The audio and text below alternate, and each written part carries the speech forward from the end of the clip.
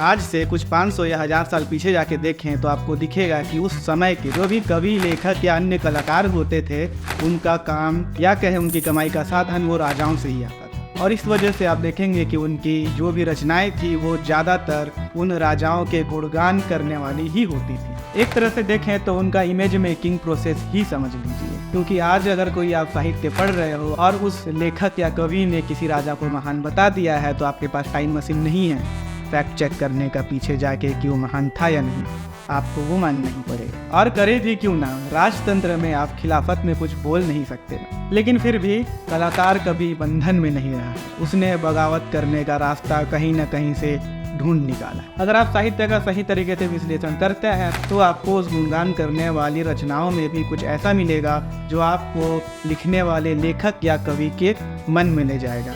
क्या बगावत थी उस व्यक्ति के मन में, उस समय की स्थिति परिस्थिति सब समझ आने लगे। शायद अब तक आपके मन में ये सवाल आ चुका होगा कि हाँ ठीक है, जो भी हुआ या होता होगा उसका आज के ज़माने और सिनेमा से क्या संबंध।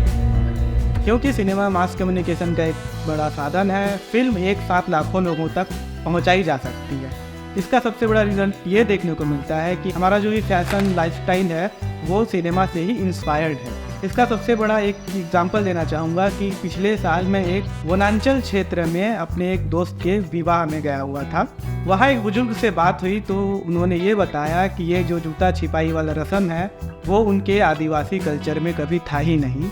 फिर एक फिल्म आई हम आपके हैं कौन, उसके बाद से ये चलन वनांचल तक भी फैल चुका है। तो जब एक साधन इतना सामर्थ्य रखता है तो कुछ लोगों ने अपना एजेंडा चलाने के लिए भी इसका इस्तेमाल किया और वो सफल भी हुए। किसी धर्म विशेष के किरदार को जरूरत से ज़्यादा सीधा या भोला दिखाना, किसी जाति विशेष के किरदार को हमेशा नेगेटिव शेड्स में रखना, पंजाबी कैरेक्टर को कॉमेडी के लिए यूज़ करना, दक्षिण भारतीय लोगों के लंबे नाम होने का मजाक उड़ाना, ये सारी चीज़ें धीरे धीरे काफ़ी सालों से सिनेमा के माध्यम से हम तक पहुंचाई गई हैं। नाम लेने की ज़रूरत तो नहीं है, आपके मन में बहुत सारे नाम अभी तक आ चुके होंगे। तो अभी आप ये सोच रहे होंगे कि हमें इसकी क्या ज़रूरत, हम कौन सा राजतंत्र में रह रहे हैं। तो मेरे दोस्त, तुम्हारी किसी बात से कब कौन सबका आहत हो जाए या हो सकता है, इसकी जानकारी तुम्हें होनी चाहिए, बचने के लिए भी और मार्केटिंग की तरह यूज़ करने के लिए भी। तो अगली बार जब अपनी फिल्म लिखने बैठो तो इस बात का ध्यान